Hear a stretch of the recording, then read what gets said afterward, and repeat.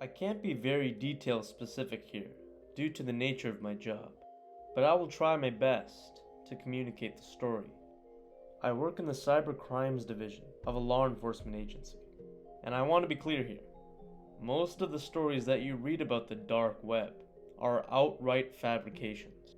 The tales of red rooms and stories of hiring hitmen are practically universally untrue. Most crime takes place on your normal, everyday web. One Tuesday afternoon, though, I got a call saying there was a new case for me.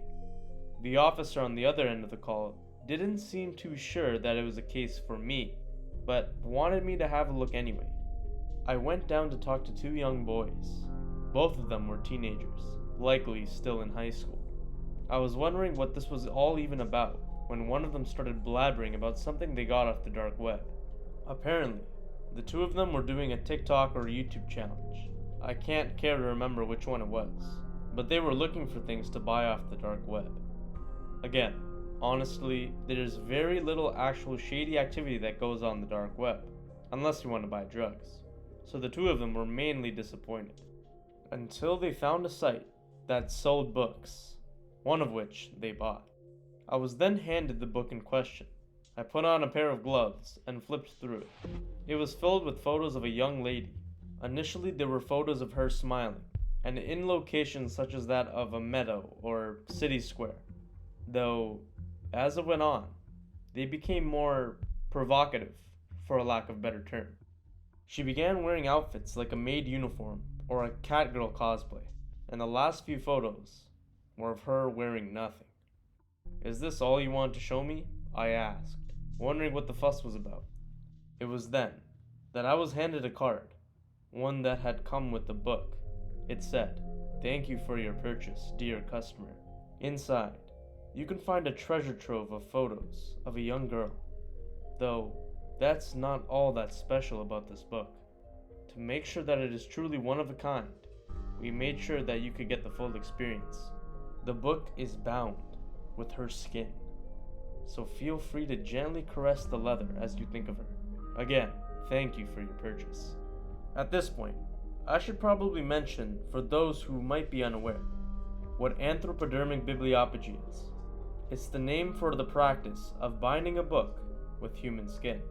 I probably don't need to say this, but it is illegal. Even assuming the skin was from a cadaver, you'd run into laws dealing with human remains. This card, though, from what was written on it, it was made to sound as if the skin had been taken from the girl while she was still alive. Well, either that, or she had been killed and then skinned specifically to make this book. I thought the whole thing was an elaborate joke. My first hunch was that the two boys were in on it, but they seemed too scared for it to be a hoax on their end, and I interviewed the two of them separately, and their stories held up. Alright, perhaps they were telling the truth, but that didn't mean that the book was really bound with human skin. Even if it felt like leather, it was most likely animal leather, and all of this added for flavor. I told the officer in charge of the case just that, and said that there was no real need to investigate further, though I did give the young boys a warning regarding buying things off sketchy websites. And that's when the case ended, or so I thought. As it turns out, the officer in charge of the case decided that on the off chance that it was real, to get the book tested. And it turned out, the leather binding the book was a matter of fact, human skin. As you can imagine, interest in the case surged after that. We were dealing with a potential murder case now, and we called the two boys back. I was also brought back on board to try to get to the root of things, and I was able to get the Tor address of the site they used. Unfortunately, all I got was an error message when I used that link. I did some more sleuthing, but that got me nowhere. Frustrated, I turned to the other sources for help, but there was little progress that I was able to make. Further analysis of the skin revealed that it did belong to a woman, and one of Caucasian descent, which all lined up with what I saw in the photographs. But there was little else that forensics could do, as the process of preparing the leather made many tests unviable. A DNA test of the skin didn't reveal anything, and we searched far and wide to see if anyone recognized the girl in those photos. No match to date. The case was about to turn cold, when all of a sudden, I managed to find an unexpected lead On a forum, I caught wind of someone else who had purchased a similar book and was confused regarding the veracity of what was claimed about it. It was 3 states over, but we managed to track down the poster, who was a woman who had bought it out of morbid curiosity. Forensic testing revealed the cover was made of human skin as well. She had a different Tor link, one which I tried, and this one actually worked. The site by itself was nothing very impressive. It was as basic as could be, kind of like old sites back in the 2000s. I would have thought that it was a cheap prank based off this alone, but the 2 cases made me hold back my skepticism. I took screenshots of the websites and confirmed with the 2 boys who first came to us with this case that this was the site we were looking for. Both of the books had been mailed from fake addresses from mailboxes within large cities, so there was little to go on from there. Given this, we decided to try the site for ourselves, and I placed an order, only for nothing to turn up.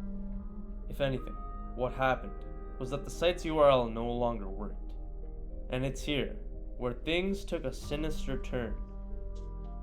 One of the boys, the one who had actually ordered the book, went missing one day. He was coming back home from school, and then, well, there was no further trace of it. A manhunt went on for months, but came up with nothing. Until one day, the other boy came to us, saying that someone had delivered a piece of paper to his house. It wasn't a normal piece of paper. It was a roll of parchment. Testing later revealed that the skin was human, and DNA testing showed that it was from the boy who had gone missing. Upon it, written with what was later confirmed to be blood, were the words, "Stay out of our business." I don't like to admit this, but that single incident spooked me beyond anything I've ever encountered. I'm not really used to being in the line of fire. Yeah, I know I'm part of law enforcement, but my work is usually done behind a computer screen. I didn't catch a wink of sleep for 3 nights after we confirmed what it was. I vividly remember how his mother broke down in tears when we gave her the news. There are no more leads aside from that anyway, and I honestly want nothing more to do with the case anymore. People who would gladly skin someone and then use that skin are not people I want to be in close contact with. The case might be over, but I'm leaving this here as a general warning. Do not buy things off the dark web, even if it's more than likely a joke than not, because sometimes they might not be kidding.